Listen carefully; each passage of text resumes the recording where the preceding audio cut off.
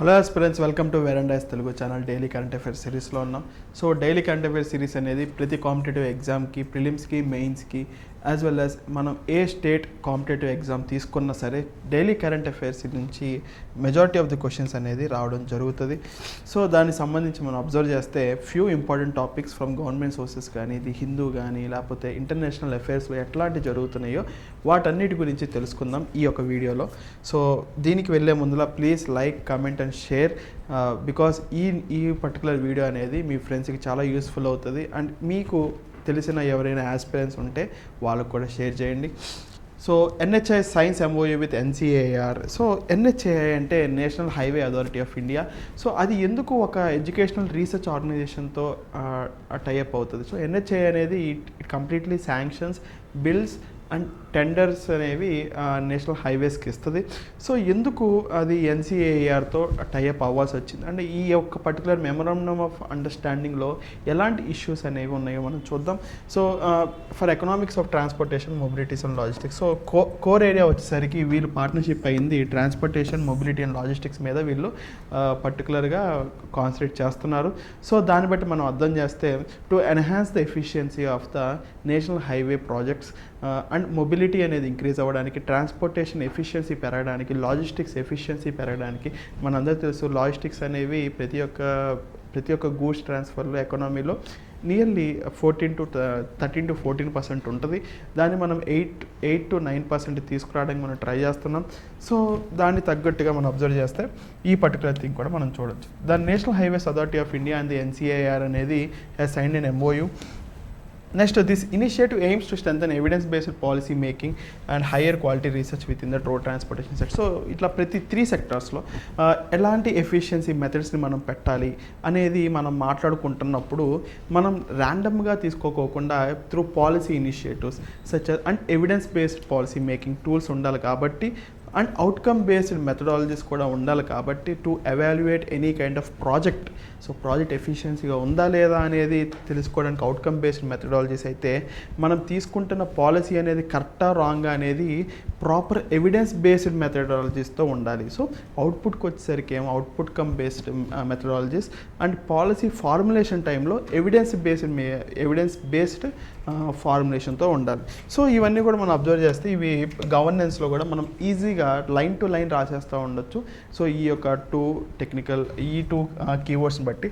So ఇది ఒక new facility and eats first permanent independent research centre dedicated to the economics of transportation, mobility and logistics. So మనకు అర్థమైపోతుంది NHAI is providing the founding contribution while NCAI are responsible for mobilizing additional support from other various educational institutions. So NHAI NCAER అనేది ఈ రెండు కలిపి MOU చేసుకుని అన్నాం, కరెక్టే sir. And ఈ రెండు కలిసి ఎట్లాంటి ఒక ఆర్గనైజేషన్ ఫామ్ చేసుకుంటున్నాయి అండ్ ఈ ఫామ్ చేసుకోవడం ద్వారా దాని యొక్క మెథడాలజీస్ని మనం ఇందాక మాట్లాడుకున్నట్టు ట్రాన్స్పోర్టేషన్, మొబిలిటీ, లాజిస్టిక్స్ని ఎట్లా ఎఫిషియన్సీగా పెంచవచ్చు అంటే ఆన్సర్ ఇక్కడ ఉంది చూడండి. NHAI centre for economics and transportation. So ఈ రెండు కలిపి ఫామ్ చేసిన బాడీ కానీ SPV కానీ ఏంటంటే NHAI centre for economics and transportation. This independent centre focus on generating actionable insights into national highway economies, freight and logistics, toll policy. So ఇట్లా different kind of mechanisms ఉంటాయి. So వీటన్నిటిని కూడా enhance చేసుకుంటూ ఎఫిషియన్సీగా మార్చుకుంటూ ఈ particular NCAR అనేది NHAIకి support చేస్తూనే ఉంటుంది. మనం రీసెంట్గా ANPR టెక్నాలజీ కూడా మాట్లాడుకున్నాం and multi lane free flow system కూడా మనం మాట్లాడుకున్నాం. సో ఇవన్నీ కూడా డైలీ కరెంట్ అఫైర్స్ సిరీస్లో వస్తున్నాయి.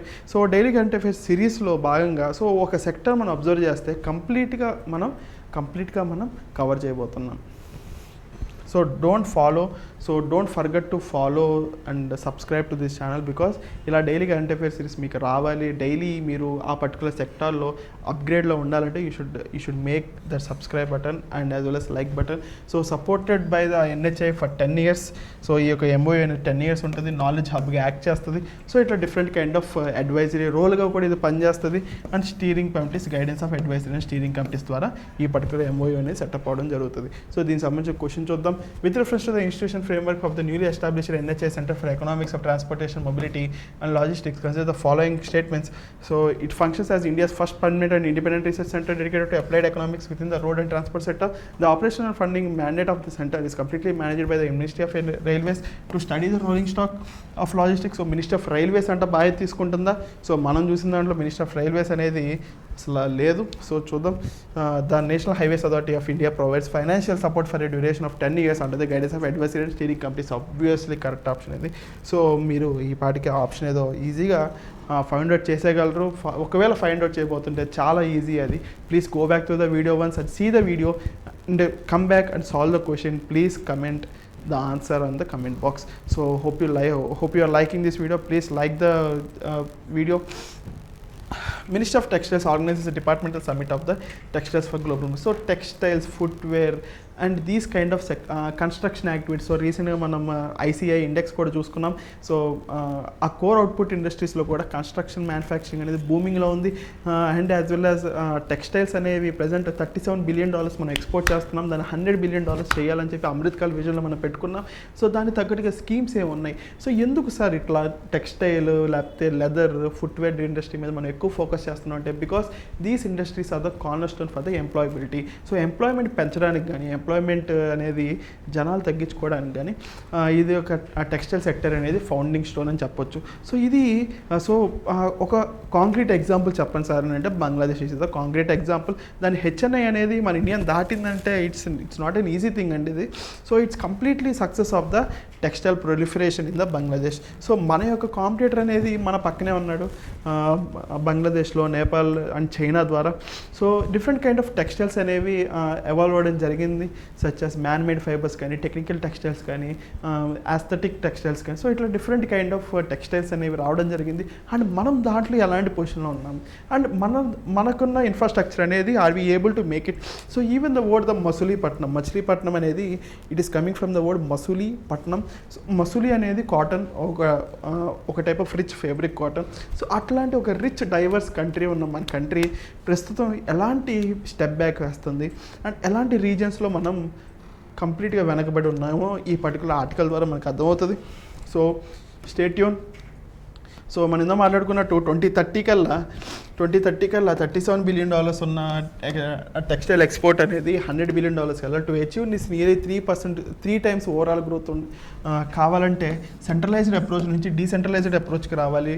సో డీసెంట్రలైజ్డ్ అప్రోచ్ అంటే డిస్ట్రిక్ట్ లెడ్ మోడల్ కానీ, మండల్ లెవెల్ మోడల్ కానీ, లేకపోతే ఏరియా బేస్డ్ మోడల్ కానీ. సో ఇట్లా డిఫరెంట్ కైండ్ ఆఫ్ మోడల్స్ ద్వారా డీసెంట్రలైజేషన్ అవుతుంటేనే మన యొక్క టెక్స్టైల్ సెక్టర్ అనేది బూమింగ్లో ఉంటుంది. So 5F vision. So 5F vision అంటే సపోజ్ మనం ఫస్ట్ ఫామ్ నుంచి స్టార్ట్ చేస్తాం. సో ఫామ్ నుంచి ఫైబర్ నుంచి ఫ్యాక్టరీ నుంచి ఫ్యాషన్ నుంచి ఫారెన్.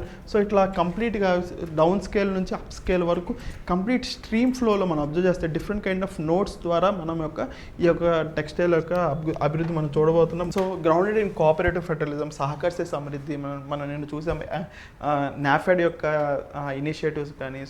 సో కోఆపరేటివ్ ఫెడరలిజం అనేది బూమింగ్లో ఉంది. యాజ్ వెల్ యాజ్ మనం దాని యొక్క కోఆపరేటివ్ ఫెడరలిజం అనేది different kind of action plans ద్వారా మనం చూస్తున్నాం. 36 స్టేట్ యాక్షన్ ప్లాన్స్ ద్వారా as well as 200 district action plans ద్వారా ఈ యొక్క textile industry proliferation as well as expansion అనేది మనం చూడబోతున్నాం. సో కంప్లీట్లీగా ఇది డీసెంట్రలైజ్డ్ అప్రోచ్ని మనం ఫాలో అవ్వడం అబ్సల్యూట్గా మనం చూడగలుగుతున్నాం. So MMF pivot. సో మన యొక్క టెక్స్టైల్స్ అనేవి traditional sectors such as cotton ఇట్లాంటి న్యాచురల్ ఫైబర్స్ కాకుండా మ్యాన్ మేడ్ ఫైబర్స్ వైపు మనం మారుతున్నాం. సో నెక్స్ట్ టెక్నికల్ టెక్స్టైల్స్ కానీ as well as niche and heritage value. So GI products ఉన్న వాల్యూస్ కానీ. సో మన రీసెంట్గా కరెంట్ అఫైర్స్లో 3rd July 2026 కరెంట్ అఫైర్స్లో మనం ఒక సిల్క్ గురించి మాట్లాడుకున్నాం, మిషన్ సెనోహరీలో. సో ఇవన్నీ కూడా మిషన్ సెనోహరీలో కూడా. సో మిషన్ సెనోహరీ మనం మాట్లాడుకున్నాం. సో మిషన్ సెనోహరీ కానీ సో ఇట్లా different kind of GI tagged ఉన్న టెక్స్టైల్స్ మనం ప్రమోట్ చేస్తే ఆబ్వియస్గా ఫార్మర్కి హై వాల్యూతో కూడిన లంసమ్ అమౌంట్ ఆఫ్ మనీ వస్తుంది. సో టూగా సిల్క్ ఇక్కడ. సో ఇట్లా డిఫరెంట్ కైండ్ ఆఫ్ సిల్క్స్ గురించి మనం మాట్లాడుకున్నాం. సో కీ ఇండస్ట్రీస్ క్లస్టర్ ఏంటో మనం చూస్తే తిరుపూర్, సూరత్, లుధియానా అండ్ భదోహి. సో ఇట్లా డిఫరెంట్ కైండ్ ఆఫ్ ఈ యొక్క పర్టికులర్ సమిట్లో దీని యొక్క క్లస్టర్ బేస్డ్ డెవలప్మెంట్ మోడల్ కూడా మనం చూసాం అనేది వచ్చింది. So object to replicate these ecosystems in the champion and aspirational districts. So ఎలా అయితే ఈ పర్టికులర్ డిస్ట్రిక్ట్స్ అనేవి డెవలప్ అయినాయో single textile particular, so 1 district 1 product, 1 station 1 product. So same ఇట్లానే డిఫరెంట్ కైండ్ ఆఫ్ డిస్ట్రిక్ట్స్ ఎలా డెవలప్ అయినాయో ఇలా particular aspirational డిస్ట్రిక్ట్స్లో కూడా సేమ్ కైండ్ ఆఫ్ థింగ్ని మనం వర్కౌట్ చేద్దాం అనుకుంటున్నాం. సో దీనికి సంబంధించిన ఇంపార్టెంట్ అప్డేట్ ఏంటంటే పిఎం మిత్ర. సో పిఎం మిత్ర అంటే ప్రధానమంత్రి mega integrated textile reason and apparel. So problem ఉంది. సో ప్రాబ్లం ఎక్కడ వచ్చిందంటే టెక్స్టైల్కి ఒక చోట పండిస్తాం. సపోజ్ మహారాష్ట్రలో ఫైబర్ వస్తుంది. ఫైబర్ వచ్చిన తర్వాత అది మహారాష్ట్రలో ఫైబర్ వచ్చిన తర్వాత మహారాష్ట్రలో ఫైబర్ వస్తే అది తమిళనాడులో స్పన్ చేస్తారు. స్పన్ చేసిన తర్వాత దాన్ని మధ్యలో ఫ్యాబ్రిక్ తయారు చేస్తారు. ఢిల్లీలో వచ్చేసరికి మనం దాన్ని క్లాత్గా, అపారల్ క్లాత్గా మనం చూస్తాం. సో ఇట్లా different kind of so same చైన్లో ఉన్నా కూడా different kind of vast distances ఉండడం ద్వారా లాజిస్టిక్స్ అనేవి పెరుగుతున్నాయి. సో దీన్ని అబ్జర్వ్ చేసి పిఎం మిత్ర అనే స్కీమ్ ద్వారా ఒక ప్లేస్లోనే టెక్స్టైల్ హబ్స్ని మనం క్రియేట్ చేసి అక్కడే పర్టికులర్గా అన్ని కైండ్ ఆఫ్ యాక్టివిటీస్ని మనం అక్కడే పెట్టడం జరిగింది. ఫర్ సపోజ్ ఫామ్ నుంచి ఫైబర్ నుంచి స్పన్ నుంచి ఫ్యాబ్రిక్ నుంచి క్లాత్. సో ఇట్లా డిఫరెంట్ స్టేజెస్ని ఒకే ప్లేస్లో పెట్టడం ద్వారా ఎఫిషియన్సీ అనేది పెరుగుతుంది. So Indus textile supply chain is currently fragmented, మనం ఎన్నో మాట్లాడుకున్నాం. So these kind of fragmentation ద్వారా ఏమైందంటే ఆబ్వియస్గా లాజిస్టిక్స్ కాస్ట్ పెరిగిద్ది. లాజిస్టిక్స్ అనేది అరౌండ్ 14 to 18% ఉంటుంది. సో ఇలా డిఫరెంట్ కైండ్ ఆఫ్ స్టేజెస్ నుంచి 14 to 18%. సో ఇట్లా కాంపౌండ్ ఇంట్రెస్ట్ ద్వారా, పవర్ ఆఫ్ కాంపౌండింగ్ ద్వారా దాని రేట్ అనేది చాలా ఎక్కువైపోయేసరికి మనం దాన్ని తగ్గించడానికి ఒకే ప్లేస్లో పెట్టడం జరిగింది. సో పిఎం మిత్ర ఇనిషియేటివ్ అనేది integrated textile parks spanning at least 1000 acresలో అనేది ఉంటుంది. So entire value chain these parks significantly lower logistics cost and improve the production turn around times. So దీనికి సంబంధించిన క్యాపిటల్ సపోర్ట్ అనేది సెంటర్ ఎంత ప్రొవైడ్ చేస్తుందంటే covers 30% of the infrastructure cost, cap rate ₹500 for greenfield projects, 200 for the brownfield project. So 200 for the brownfield, 500 for the greenfield projects, maximum 30% ఇస్తుంది. So competitive incentive support అనేది around 300 crore అనేది మనకి ఇవ్వడం జరుగుతుంది.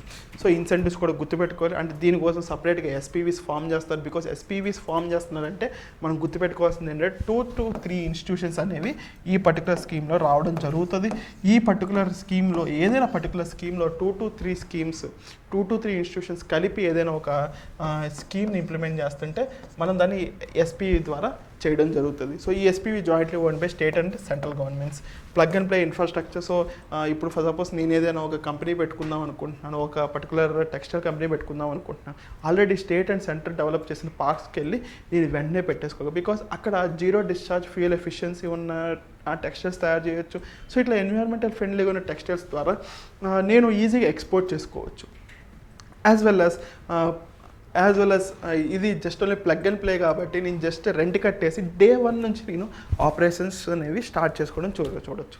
అదే for suppose నేను అసలు first నుంచి లాస్ట్ వరకు బిల్డింగ్ కట్టి యాజ్ వెల్ యాజ్ పర్టికులర్ ఫ్యాబ్రిక్కి ఫ్యాక్టరీ వరకు నేను ఒక రైలు వేసుకొని, సో ఇట్లా డిఫరెంట్ కైండ్ ఆఫ్ స్టేజెస్ నుంచి ఆల్రెడీ కట్టేసిన ఇన్ఫ్రాస్ట్రక్చర్ నేను వాడుకుంటూ ఉండొచ్చు.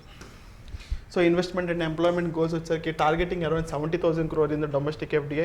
సో జాబ్ క్రియేషన్ మనం ఇందా మాట్లాడుకున్నాం ఇది. సో టెక్స్టైల్ సెక్టర్ అనేది హెవీలీ ఎంప్లాయబుల్ సెక్టర్ ఇది. So around 1 lakh direct jobs, 2 lakh indirect jobs మనం ప్రొవైడ్ చేయొచ్చు. Work force impact providing vital labour intensive employment for the rural work force, specifically targeting women transitioning from the agriculture. So టోటల్గా 7 kind of PM Mitra parks చూడొచ్చు. ఫస్ట్ది Uttar Pradesh Lucknow, Madhya Pradesh Dhar district, Telangana Warangal district, Tamil Nadu Virudhunagar district, Karnataka Kalaburagi district, Maharashtra Amravati, Gujarat, Navsari district. So districts కూడా important. So రీసెంట్గా ఏపీపీఎస్సీలో కానీ, టీజీపీఎస్సీలో కానీ, as well as యూపీఎస్సీలో కానీ districts and దానికి సంబంధించిన నోట్స్ అడిగే క్వశ్చన్స్ కూడా మనం చూడొచ్చు. So please keep it in mind. Districts చూడండి. 7 ఇంపార్టెంట్ పిఎం మిత్ర పార్క్స్ అనేవి ఎక్కడ సెటప్ అవుతున్నాయి చూడండి. సో పిఎం మిత్ర పార్క్స్ అనేవి మినిమం 1000 ఎకర్స్ ఉండాలి. దాంట్లో మ్యాక్సిమం సెంట్రల్ సబ్సిడీ అనేది 30% ఇస్తుంది. స్టేట్ అనేది మిగతాది ఎంత బోర్ చేసుకోవాలి. ప్లగ్ అండ్ ప్లే ఇన్ఫ్రాస్ట్రక్చర్కి ఇది యూజ్ అవుతుంది. ఇది ప్రస్తుతానికి సరిపోద్ది. టోటల్గా 7 స్టేట్స్లో ఈ పర్టికులర్ పార్క్స్ ఎవరికి సెటప్ చేయొచ్చు. ఆంధ్ర ఉందంటే లేదు, తెలంగాణ ఉందంటే ఉంది. సో దీనికి సంబంధించిన చిన్న క్వశ్చన్ చూద్దాం. The government is transitioning from the centralised model to a decentralised framework backed by state and district export action plans. So decentralisation భాగంగా ఈ పిఎం మిత్ర పార్క్స్ ఉంది కాబట్టి కరెక్ట్ అయ్యే ఛాన్స్ ఉంది. To address the domestic logistics deficit, the PM Mitra scheme establishes integrated textiles spanning minimum 1000 acres of the consolidated fragmented value chain. So obviously correct. Under the financial matrix, the central development capital supports covers until 100% of the infrastructure development of the for the brownfield projects. So brownfield ki greenfield ki different kind of subsidies ఉన్నాయి. So monetary వాల్యూస్లో ఉన్నాయి. So monetary వాల్యూస్లో ఉన్నాయి కానీ పర్సంటేజ్లో మాత్రం same ఉంది. So చూసుకోండి అది. So option ఏదో చూడండి, కరెక్ట్గా టైప్ చేసి కమెంట్ బాక్స్లో పెట్టండి. ఇన్కోయిస్ launch specialised El Niño bulletins to safe gourd India's maritime sectors. So ఇన్కోయిస్ అనేది ఎల్నినో అడ్వైజరీ ఇవ్వడం జరిగింది for the maritime operations. So El Niño అంటే తెలుసు. ఎల్నినో అంటే పసిఫిక్ ఓషన్లో హీట్ మూమెంట్ మారడం బట్టి మన ఇండియాకి రెయిన్ఫాల్ పెరిగిద్దా తగ్గిద్దా అంటే తగ్గిద్ది. సో ఎంత తగ్గుతుంది సార్ అంటే నియర్లీ 90% వరకు రెయిన్ఫాల్ తగ్గొచ్చు. ఎంత ప్రాబిలిటీ ఉంది తగ్గడానికంటే 84% ఉంటే 84% ఛాన్స్ ఉంది తగ్గడానికి. తగ్గితే ఎంత తగ్గిద్ది అంటే ఓవరాల్గా 90% తగ్గుతుంది. సో ఎల్నినో ద్వారా మన యొక్క టెంపరేచర్స్ అనేవి తగ్గుతాయి, యాజ్ వెల్ యాజ్ రెయిన్ఫాల్ కూడా తగ్గుతుంది.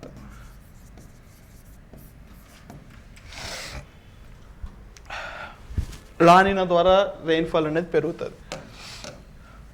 India's critical mineral expansion goal gains momentum. 56 critical mineral blocks, 11 exploration licenses more successfully auctioned. So critical minerals అనేది it is not an identification through the physical features అండి. So ఏదైనా ఒక mineral క్రిటికల్లా కాదా అనేది ఎలా చెప్తామని అంటే it is completely policy based, strategical based. So ఏదైనా ఒక కంట్రీ ఇది క్రిటికల్ అని చెప్పి బిలీవ్ చేస్తే అది క్రిటికల్ అవుతుంది. ఇప్పుడు చిలేలో లిథియం క్రిటికల్ అంటే క్రిటికల్ కాదు, because it has a vast amount of the reserves of lithium. Cobalt ఎక్కడ ఉన్నాయి, కాంగోలో ఉన్నాయి. సో ఇట్లా డిఫరెంట్ కైండ్ ఆఫ్ కంట్రీస్ ద్వారా ఈ క్రిటికల్ మినరల్స్ అనేవి స్ప్రెడ్ అయినాయి. కాబట్టి మన ఇండియాలో మనం చాలా తక్కువగా క్రిటికల్ మినరల్స్ క్యాపబిలిటీ మనం చూస్తున్నాం. సో క్రిటికల్ మినరల్స్ అనేవి metallic as well as non metallic minerals 17 rare earth ఎలిమెంట్స్తో కలిపి టోటల్గా మన ఇండియాలో 30 క్రిటికల్ మినరల్స్ వరకు మనం ఐడెంటిఫై చేసుకున్నాం. ఏ పాలసీ ద్వారా ఆర్ ఏ యాక్ట్ ద్వారా అంటే యాక్ట్ ద్వారా కాదండి, 2023 క్రిటికల్ మినరల్ పాలసీ ద్వారా మనం 30 క్రిటికల్ మినరల్స్ మనం ఐడెంటిఫై చేసుకున్నాం. దాన్ని సేఫ్ గార్డ్ చేసుకోవడానికి డిఫరెంట్ కైండ్ ఆఫ్ పాలసీస్ని మనం ఇంప్లిమెంట్ చేస్తున్నాం. మనం ఇందాకే మాట్లాడుకున్నట్టు క్రిటికల్ మినరల్స్ అనేవి మన ఇండియాలో లేకపోయినా సరే మనం జియోగ్రఫికల్గా ప్రొక్యూర్మెంట్ చేసుకుందాం అనుకుంటున్నాం. కాబట్టి మన యొక్క గవర్నమెంట్ వెంచర్స్ అనేవి ఫారిన్ కంట్రీస్కి వెళ్ళి they need to procure it. Obvious కదా, ఇప్పుడు మన ఇంట్లో లేదంటే మనం we need to get it from the other home. So same అలానే for suppose lithium, cobalt, nickel ఇవన్నీ కూడా మనకి క్యాథోడ్ యానోడ్స్గా పనిచేస్తూ ఉంటాయి, as well as graphite.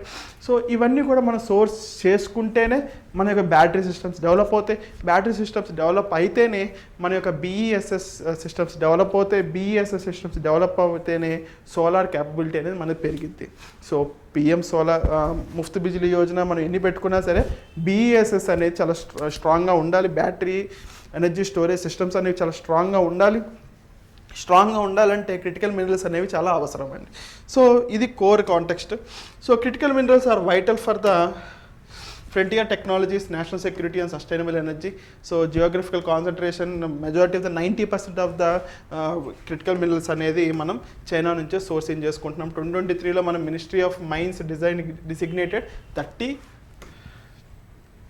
30 critical minerals. So Ministry of Mines, not cabinet ministry etc. So Ministry of Mines critical minerals policy ద్వారా Ministry of Mines అనేది 30 critical minerals identify చేసుకుని దాన్ని ఎగ్జాక్ట్గా ప్రొక్యూర్మెంట్ చేసుకుందాం అని అనుకుంటున్నాం. దీనికి యూజెస్ ఏంటంటే ఎలక్ట్రిక్ వెహికల్స్, రెన్యూవబుల్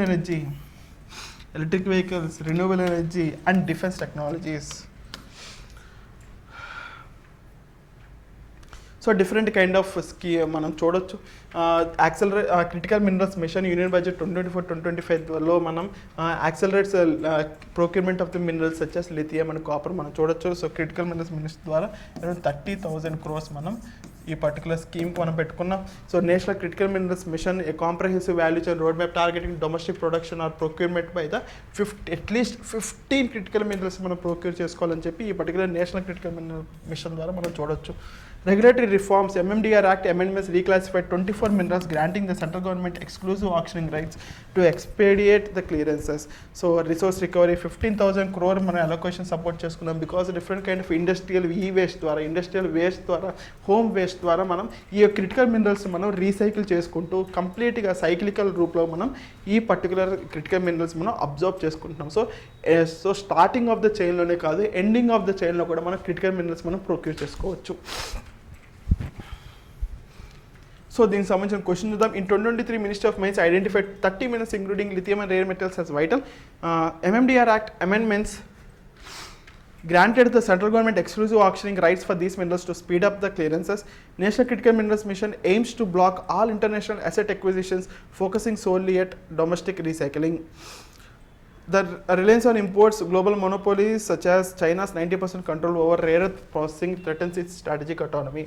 So మీరు ఈ ఆన్సర్ తెలిస్తే ప్లీజ్ కమెంట్ ఇట్ డౌన్, తెలియకపోతే please go back to the video once and observe the question. So ethanol blending programme ఈ scientifically valid and closely monitored by the government misleading claim. So రీసెంట్గా జరుగుతున్న ethanol blending అనేది nearly E85 pilot project కూడా ఢిల్లీలో launch చేయడం జరిగింది. So 85% of the petrol అనేది ఇథనాల్తో ఉంటుంది.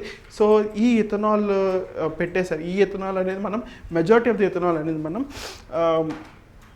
కంప్లీట్గా షుగర్ కేన్ నుంచి మనం తీసుకుంటున్నాం.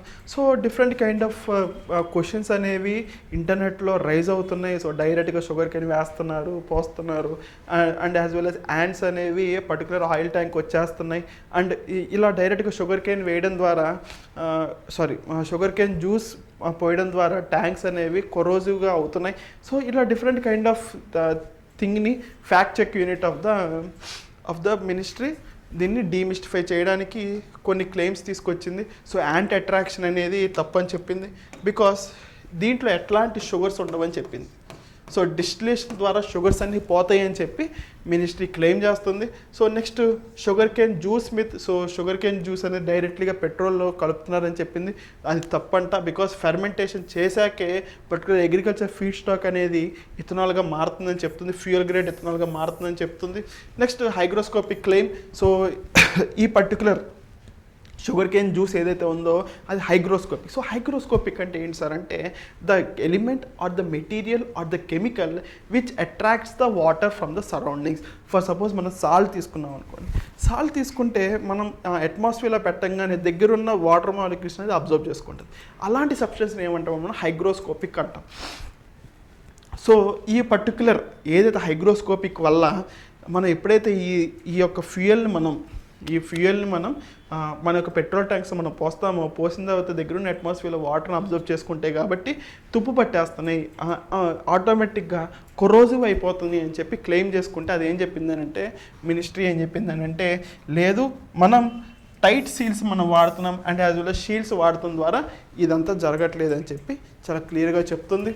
సో మనం ఇప్పటి వరకు 1.4 lakh crores మనం ఇథనాల్ బ్లెండింగ్ ప్రోగ్రామ్ ద్వారా మనం కరెంట్ అకౌంట్ డెఫిసిట్ నుంచి మనం బయటికి తీసుకొచ్చాం. Decarbonisation. So ethanol blending petrol ద్వారా మనం నెట్ జీరో ప్రాబిలిటీకి మనం దగ్గర ఉంటున్నాం. 2070 గోల్. సో పంచామృత్లో కూడా 2070 గోల్ ఉంది.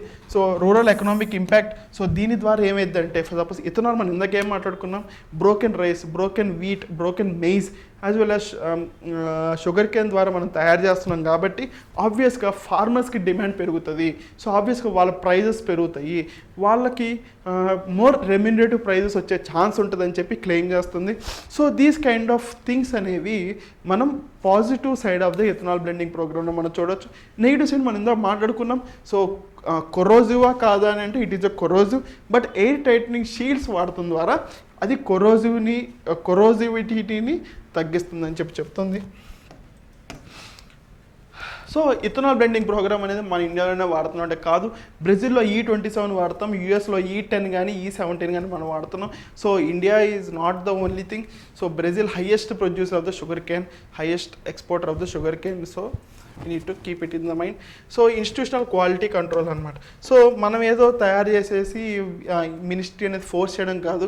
SAIAM, society of Indian automobile manufacturers అందరూ కలిసి దాని మీద పరీక్షలు చేసి proper evidence based policy formulating ద్వారా ఈ ఇథనాల్ బ్లెండింగ్ ప్రోగ్రామ్ అనేది పాసిబుల్గా ఉంది, ఎఫిషియెంట్గా ఉందని చెప్పి నిర్ధారించిన తర్వాతే మినిస్ట్రీ ఇలాంటి ఒక ఇనిషియేటివ్ని తీసుకొచ్చిందని చెప్పి చెప్పడం జరిగింది. సో దీనికి సంబంధించిన క్వశ్చన్ చూద్దాం. Benefits of the ethanol blending programme consider the following statements. The programme acts as an essential foreign exchange, questioning 1.4 lakh crore, crude oil import reductions, correct. So E20 fuel rollout was pushed directly into market without technical automobile industry consultations to accelerate 2017 net zero timeline.